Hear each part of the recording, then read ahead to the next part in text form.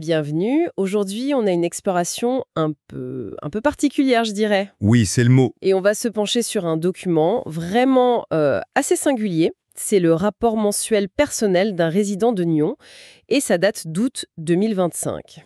Hmm. Alors attention, hein, ce n'est pas du tout un document officiel de la ville. C'est plutôt comme un journal de bord citoyen. C'est ça. Très détaillé d'ailleurs. Oui, très détaillé, et ça mélange un peu tout. Des observations sur la vie locale, des critiques parfois assez acerbes de la politique municipale, et même des anecdotes plutôt personnelles. Exactement. Et notre objectif, si on peut dire ça comme ça, c'est vraiment d'analyser ce témoignage brut.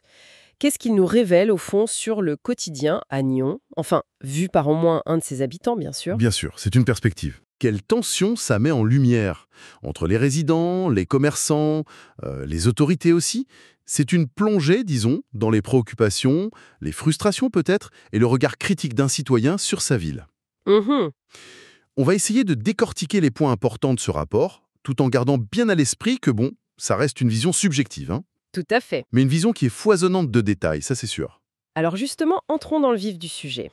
Commençons par la politique municipale à Nyon, telle que l'auteur l'a décrit, et consacre quand même pas mal de place à ce qu'il appelle l'affaire Elise Buckle. Oui, Pour rappel, il s'agit d'une élue écologiste arrivée en 2021, et elle a été suspendue, c'était en février 2022, je crois. c'est ça, suite à une enquête pour violation présumée du secret de fonction. Voilà. Et le rapport souligne bien qu'on lui a interdit l'accès aux séances du conseil communal. Et l'auteur, il insiste sur un incident très précis, en mai 2022. Apparemment, elle était présente dans le public et on lui aurait demandé de quitter la salle. Ah oui, ok. Oui. Et ce qui est intéressant, c'est que l'auteur note tout de suite, juste après, que la vidéo de cette séance-là, elle n'est pas sur le site internet de la ville. Tiens donc. Et il utilise ce détail pour commencer à construire son argumentaire sur un potentiel manque de transparence. C'est un thème qui va revenir souvent d'ailleurs. Oui, on sent que c'est un fil rouge pour lui. Apparemment, l'affaire s'est terminée par un accord de conciliation en novembre 2022, Mhm. ce qui a mené à son départ officiel fin 2022. Et selon le rapport, la municipalité aurait ensuite retiré toutes les communications sur cette affaire. En invoquant un souci de paix, c'est ça? C'est ça, par souci de paix. L'auteur ajoute aussi une petite touche personnelle en suggérant qu'elle était peut-être jugée, je cite, pas assez locale. Ah.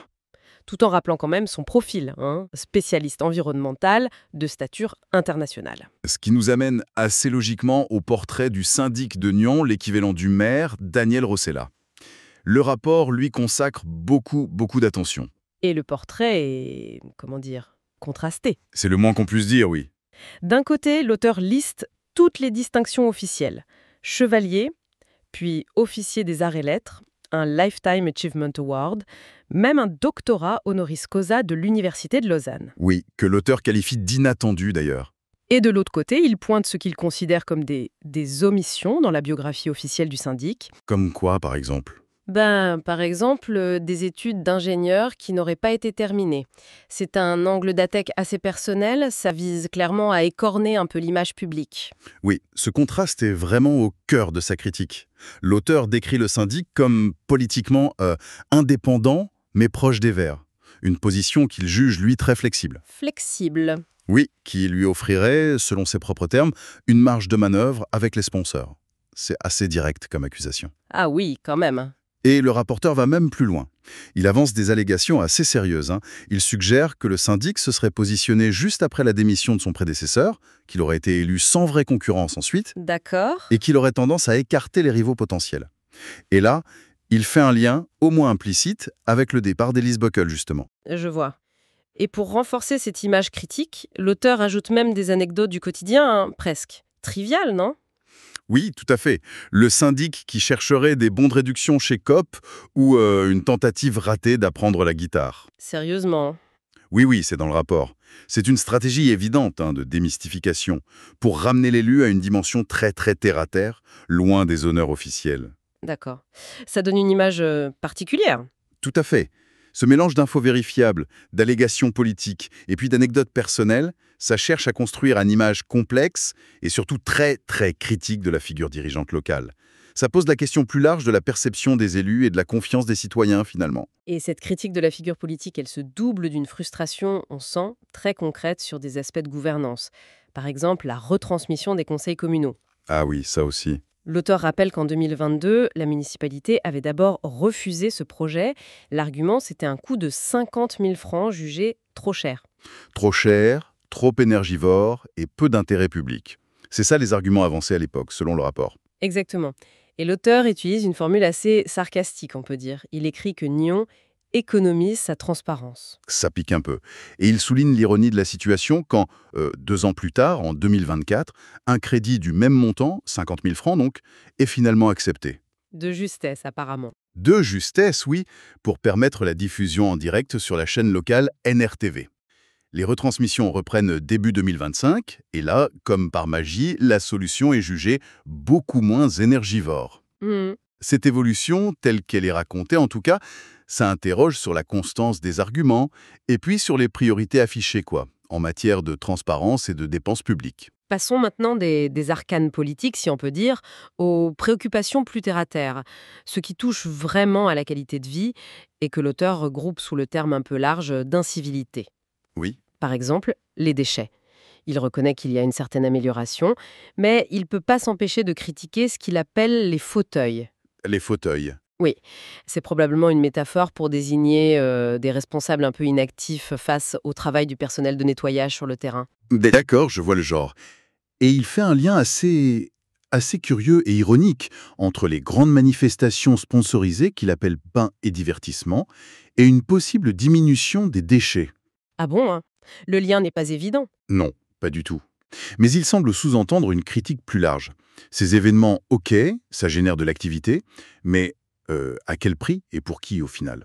L'auteur mentionne une organisation à but non lucratif, peut-être une référence au Paléo Festival, et il pose la question qui fâche. À qui profite la croissance? C'est une question légitime. Il cite même une humoriste autrichienne sur l'idée de filmer son propre déclin, et il applique ça à la situation locale.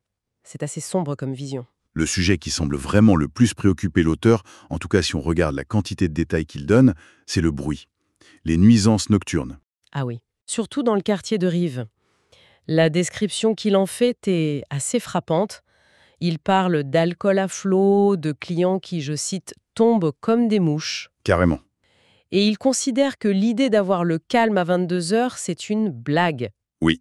Le rapport documente très méticuleusement, sur plusieurs nuits, en août 2025, des activités très tardives, très bruyantes, liées à 2 établissements en particulier. Il y a le Fisherman's Pub et le restaurant Terrenal. D'accord. Et qu'est-ce qu'il dit sur le Fisherman's Pub? Alors, pour le premier, il décrit des clients qui fument dehors bien après minuit. Il rapporte un incident le 24 août où 2 personnes auraient été évacuées dans un état préoccupant. Ah oui. Et c'est à ce moment-là qu'on lui aurait demandé de ne pas filmer et de descendre. Il note aussi l'arrivée de la police et y décrit des interactions qu'il juge, lui, beaucoup trop familières entre le personnel de sécurité et les agents. Trop familière, hein, c'est-à-dire. Il parle de gestes d'affection, d'embrassades, y compris avec la police. Il mentionne aussi des liens supposés de sponsoring avec le club de rugby local Mhm. et une différence de traitement qu'il perçoit par rapport à un autre bar voisin, le Cactus, qui, lui, n'aurait plus besoin de ranger ses tables, par exemple. D'accord. Et pour l'autre restaurant, le Terrenal? Alors là, les observations sont encore plus détaillées, presque. Chirurgicales. Il décrit une activité suspecte qui persiste parfois jusqu'à 5 heures du matin. 5 heures du matin. Oui, des va-et-vient incessants, du travail à la lampe de poche, une voiture blanche qu'il juge suspecte, tout ça nourrit chez lui de forts soupçons de trafic de drogue. Carrément de trafic de gifles, oui. Et il précise même, c'est assez étonnant, hein, pas du cannabis car ça rend somnolent. Une précision quasi clinique, comme tu disais. C'est très précis. Et cette accumulation d'observations très pointues, ça vise clairement à étayer un sentiment d'insécurité et d'abandon. L'auteur déplore ce qu'il perçoit comme une absence de patrouille de police proactive. Il a l'impression que c'est aux habitants de faire la police, c'est ça? C'est exactement ça. Il suggère que le maintien de l'ordre est laissé à la charge des habitants eux-mêmes. C'est un sentiment d'être livré à soi-même qui ressort très fortement de ses écrits sur ce sujet. Et ce sentiment d'abandon, on le retrouve aussi, mais sous une autre forme, dans ses critiques sur le stationnement. Il qualifie ça de parking anarchique à Nyon. Ah, le stationnement, un grand classique. Oui, il s'en prend aux grosses voitures et il livre une description très imagée et très critique d'une Harley-Davidson garée sur un trottoir. Il la compare à un monument de ferraille préhistorique ou un vibromasseur géant. Il a le sens de la formule, on peut dire, hein. On sent l'exaspération, oui. Mais au-delà de l'anecdote un peu colorée, la critique de fond, elle porte sur ce que l'auteur perçoit comme une incohérence flagrante dans la verbalisation. C'est-à-dire, Pourquoi certains véhicules sont amendés et d'autres, juste à côté en infraction similaire, ne le sont pas. Il va jusqu'à suggérer, ironiquement, une appartenance à une secte qui protégerait ses membres. une secte. Rien que ça. Bon, c'est de l'ironie, hein. Mais plus sérieusement, ça touche à la question de l'équité, de la prévisibilité de l'application des règles. C'est ça le fond du problème pour lui. Il élargit même sa critique à la taille des voitures, qui sont de plus en plus grandes, même les électriques, et il s'interroge sur leur véritable bilan écologique. Mhm. Et il y a cette pique sur le prix du macaron de stationnement pour les résidents. Il trouve ça trop cher, surtout vu les interdictions fréquentes à cause des nombreuses manifestations qui bloquent les rues. Oui, c'est un argument qu'on entend parfois. Pour lui, les règles de stationnement, elles semblent varier selon les jours et, je cite encore, l'humeur des politiciens. Ces observations sur le stationnement, même si elles sont très ancrées dans le contexte local de Nyon, elles font quand même écho à des débats plus larges, hein, sur la gestion de l'espace public, la place de la voiture en ville, Oui, bien sûr. et surtout cette perception d'un traitement inégalitaire entre les citoyens. Ce sentiment d'inégalité, ou en tout cas d'être ignoré, ça imprègne aussi ses commentaires plus généraux sur la gouvernance et le système local. Absolument. Ce thème du pain et divertissement, lié au sponsoring, ça revient vraiment comme un leitmotiv. L'auteur affuble même le syndic d'un surnom assez ironique. Rossella Paleopolis Sponsorius. Ah oui, quand même. Les grands événements, le festival des sports, Rive Jazzy, la fête de la musique, sont systématiquement présentés comme servant d'abord les intérêts des organisateurs et de leurs sponsors, bien plus que ceux des résidents. Qui, eux, ne subiraient que les nuisances. C'est ça l'idée. Voilà, il va jusqu'à suggérer, avec une certaine malice, d'organiser le festival Rive Jazzy dans le jardin privé du syndic à Prangin. Bon, ça c'est de la provocation, évidemment, mais ça montre le niveau d'agacement. Et cette critique, elle s'étend même à l'esthétique de certains aménagements urbains temporaires. Comme quoi? Comme des papillons en plastique présentés comme écologiques, ce qui déclenche évidemment le sarcasme de l'auteur. Je vois. Mais le point le plus sensible, c'est sans doute ce sentiment profond qu'il a d'être ignoré par les autorités. Il compile une liste impressionnante de tentatives de communication depuis juillet 2022. Des emails restés sans réponse, c'est ça? Oui, des emails sans réponse, des demandes d'infos avec des réponses jugées insatisfaisantes, des réunions avec la police Nyon Région, la PNR, qui n'aboutissent à rien. Il affirme même que son adresse email aurait été suspendue par les services de la ville. Suspendu est carrément. C'est ce qu'il écrit. Et c'est ce vécu qui semble nourrir des accusations beaucoup plus graves ensuite. Oui, parce qu'il parle de favoritisme, de copinage local. Il va jusqu'à évoquer un système corrompu et une omerta. Les mots sont forts. Et cette méfiance, elle s'étend même à la gestion des données personnelles. Il raconte un épisode avec TRN, le téléréseau nyonnais, l'opérateur local. Qu'est-ce qui s'est passé? Il se demande comment TRN a obtenu sa nouvelle adresse pour lui proposer la fibre optique. Il s'oppose à cette utilisation commerciale, il exige de savoir d'où vient l'info et demande la suppression de ces données. Et Il a eu une réponse. il note, avec une certaine amertume, avoir reçu une réponse de Swisscom qui n'était pas l'expéditeur de l'offre initiale, mais rien de TRN. Ah, d'accord. Et dans un autre registre, il s'interroge aussi sur la séparation Église-État. Il ne comprend pas pourquoi l'Église réformée a eu connaissance de sa nouvelle adresse. Tous ces éléments mis bout à bout, ça dessine vraiment le portrait d'un citoyen qui se sent à la fois surveillé ou exploité dans ses données personnelles, Oui. et en même temps complètement ignoré quand il essaye d'obtenir des explications ou de faire valoir ses droits. C'est un double sentiment assez paradoxal. Le rapport contient aussi quelques observations socio-économiques, un peu plus éparses, mais qui sont révélatrices de sa vision du monde local. Comme quoi, par exemple? Il évoque, par exemple, le recrutement de ce qu'il appelle des bras cassés. C'est un terme assez péjoratif, hein. Oui. Ça désigne probablement des travailleurs étrangers sans droit de vote, pendant que les Suisses, selon lui, se consacreraient à l'autopromotion. C'est une vision assez clivée de la société locale. Clivé, oui. Il établit aussi une comparaison entre Nyon et la commune voisine de Prangin. Il juge Prangin plus propre. Ah oui, hein. Et il mentionne l'existence d'une police privée volontaire là-bas, comme si c'était un modèle à suivre ou une preuve des manquements à Nyon. D'accord. Il fait aussi un lien entre des articles de la RTS sur la hausse des loyers et le comportement des régies immobilières qu'il juge opportunistes dans un marché tendu. Qui n'est pas forcément faux d'ailleurs, non, c'est un sentiment assez répandu. Et puis à cette phrase très cynique sur le bénévolat, engage-toi comme bénévole, cela te garantira une retraite merveilleuse. Ouch! Ça montre une certaine désillusion, non? Complètement. Il y a aussi une petite section, presque une parenthèse, qui est consacrée au langage. C'est assez surprenant. Ah bon? Qu'est-ce qu'il dit? L'auteur s'interroge sur l'usage des formules monsieur et madame. Il trouve ça trop traditionnel, trop solennel pour s'adresser à des, je cite, êtres humains comme les autres. Intéressant. Il note l'émergence du MX et de formes plus inclusives comme monsieur E. Et il recommande d'utiliser des formules neutres quand on ne connaît pas les préférences de la personne. C'est une réflexion intéressante, oui, qui s'inscrit dans les débats actuels sur le langage inclusif, mais qui le ramène ici à une interrogation très personnelle sur les rapports humains, la formalité, la perception des hiérarchies dans les interactions de tous les jours. Exactement. Et pour bien saisir toute la portée de ce rapport, je crois qu'il faut comprendre un peu le parcours de son auteur tel qu'il le raconte lui-même. Oui, il détaille beaucoup son historique, c'est vrai. Il compile un historique assez impressionnant d'interactions avec diverses entités depuis juillet 2022. Ça remonte bas. Une demande de réduction de loyer qui tourne mal, d'innombrables signalements sur le stationnement, le bruit. Des échanges tendus avec la police Nyon-Région, la PNR. Oui, cette histoire de suspension d'email dont on parlait, des réunions qui ne mènent à rien, des courrières commandées. Il mentionne même avoir une opération cardiaque, ce qui explique une période de silence. Et ce long parcours, il semble vraiment jalonné par un sentiment constant d'incompréhension, voire de dénigrement parfois. Comment ça? Il rapporte avoir été qualifié de désœuvré en réponse à une simple demande d'info au registre foncier. Ah oui, c'est rude. Et il note aussi, fait assez moderne, qu'une intelligence artificielle qui aurait analysé ses écrits les aurait qualifiés d'obsession. Une IA. Oui, ça montre bien à quel point sa démarche est perçue, peut-être même par lui-même, à travers ce prisme technologique, comme sortant de la norme, comme étant excessive. Malgré ça, ou peut-être justement à cause de ça, l'auteur fait preuve d'une détermination qui frise l'acharnement, non? Ah ça oui. Il insiste sur sa volonté de tout documenter, précisément, méticuleusement.